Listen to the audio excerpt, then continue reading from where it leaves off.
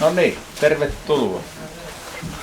Siinä tiukkaa vääntyä, ei varmasti mitenkään mukavissa olosuhteissa, ei pelaajille eikä katsojille. Ja katsojakin varmasti oli kesän pohjan noteraus, mutta sillehän me ei voida mitään.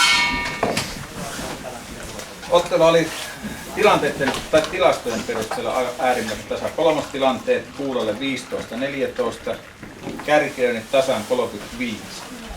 Eli siinä mielessä ihan tiukkaa.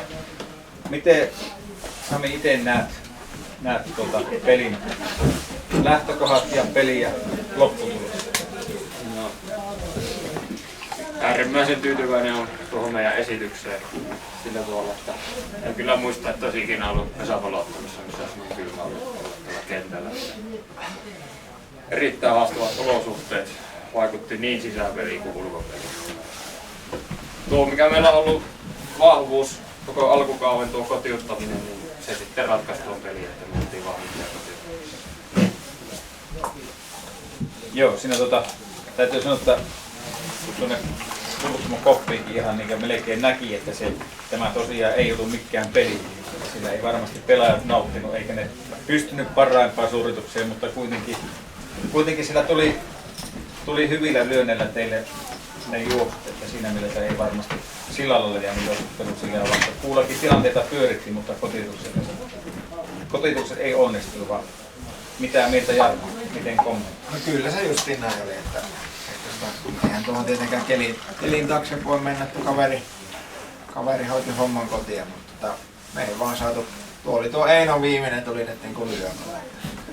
Että muutenhan siinä jouttiin vähän niin kuin kikkaan, että voittaa sitä juoksua saa. Tänään ei vaan poksunut ja tietysti sitä voi aina selittää, että keli oli hankala. Hyvinhän tuossa kaveri sitten kuitenkin niissä tiukoissa paikoissa löi.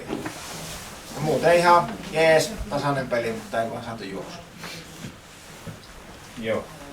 No Mika Ilkko, olet nyt tällä hetkellä Tampereen porukassa, olet siellä Keski-Etelä-Suomessa kierrellyt. Mikä tuntuma itsellä? Kylmä ainakin varmasti. Tuo sormet on sen verran jäässä, että ei tuossa välillä ainakin niitä palloa tuntunut tuolla luikenteellä ollenkaan. Että onko se räpylässä vai onko se käissä vai onko se missään. Kylmä oli, joo. Että kun saisi pikkuhiljaa ruveta. Jotenkin tuntuu, että tänä kesänä on yksi peli pelattu sillä, että pikkuisen paista välillä aurinko ja kaikissa muissa vettä. Tämä on aika lailla lujastikin. Toivon mukaan tuossa kohta rupesi kelitkin vähän lämpiämään. Olisi kivempi harrastaa. Joo, kyllä ainakin täällä Ylivieskassa sarjapeli. Harjoitusturnaus oli kohtuullisen yksi pelihiima, mutta muuten niin on kyllä ollut luokattoman huonot ilmat. Ja se näkyy katsojaluvussa sun muuta, sillä ei. Kaikki odotetaan kyllä vesillä kieliltä, kunhan ne ilmat siitä tulisi niin kuin pesäpalloilmaksi. Miikalle ihan 5/6 kärkkärit ja ulkonakin ei kuitenkaan ainakaan syöttöä näyttänyt hirveästi vaikuttavan tuo kylmyys, että ei ainakaan mitenkään kauhia väärä sumaa tullut tai vastaan. Kyllä niitä vähän sai vähän sen varua, ettei näin väärä aina kohdalle, että kyllä siinä semmonen pikkupeli koko ajan, että samalla lailla justiin sormet oli vähän jäänyt tuolla syöttämisellä, niin ulkopeli varmaan muutenkin oli hankala tuolla. Sormet oli jäässä, että kyllä siinä vähän kysymysmerkki oli joka syöttö kyllä. No jatko, minkälainen Tampereen jatko on tästä? Ollaan pelattu 4 peliä vieressä putkeen ja seuraavat 20 edelleen vieressä. Meillä keskiviikkona pöytyä ja sitten sunnuntaina lähdetään tai tullaan tänne takaisin. No mikä kuulaa?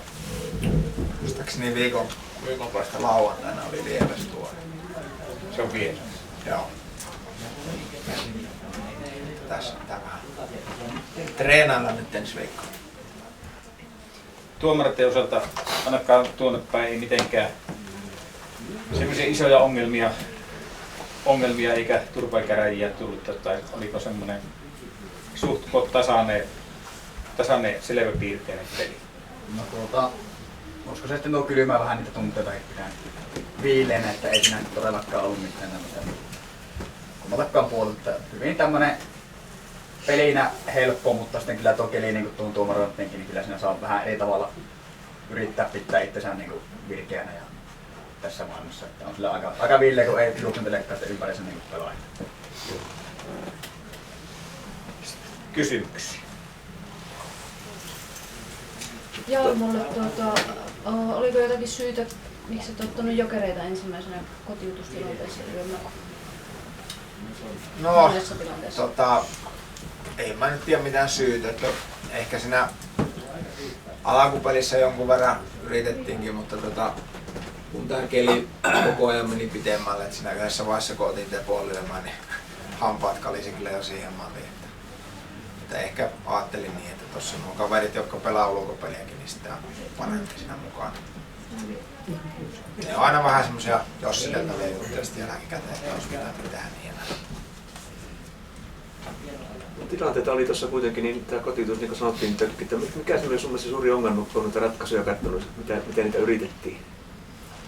No mun mielestä me yritettiin vähän kaikilla, että yritettiin lyödä palloa väliin ja sitten yritettiin välissä ottaa lennoilla ja haastaa. Ja pojat teki niihin paikkoihin, kun me haastettiin, niin kovat suoritukset. Ei siinä ollut, ne oli tiukkoja tilanteita ja kaveri teki niistä palot. Tietenkin sitten toi, että Einolla oli nyt ainut sitten semmoinen lyönti, että silloin kun annettiin lyödä, niin tuo viimeinen juoksu tuli sitten ihan lyövä. Siihen astihan me ei saatu kyllä oikein minkäännäköistä lyöntiä aikaiseksi. Niin kyllä siinä tuolta ylhäältä kun kahtelikin, siinä oli, sanottakoon selkeitä, mutta semmoisia 30 sentin paloja oli varmasti 3-4 kotitessa. Tuomet oli oikeita, mutta siinä kun olisi ollut aavistuksen heitto hitaampi tai eteni ja aavistuksen nopeampi, niin se olisi tullut useampi juoksu lisää sieltä. Joo, tiukkoja paloja.